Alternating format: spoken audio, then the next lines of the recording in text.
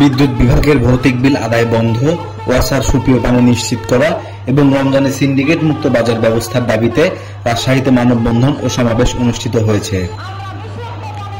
শনিবার সকাল 10টায় রাজশাহী রক্ষা সংগ্রাম পরিষদের ব্যানারে মহানগরীর 0 পয়েন্টে এই কর্মসূচি পালিত হয়।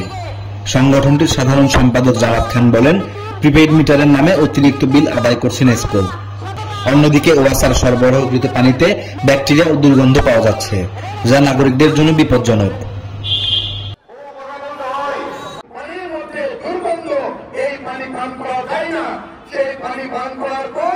আমাদের শরীরে বিভিন্ন ধরনের রোগ হচ্ছে, এই পানিতে পেটের পীড়া হচ্ছে, এই পানিতে আমাদের মাথার চুল উঠে যাচ্ছে, আমাদের চামড়া নষ্ট হয়ে যাচ্ছে।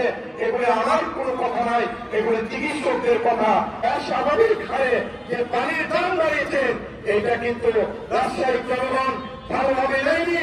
এখন সময় এসছে অবশ্যই আপনাদেরকে পানির দাম নির্ধারণ করতে হবে।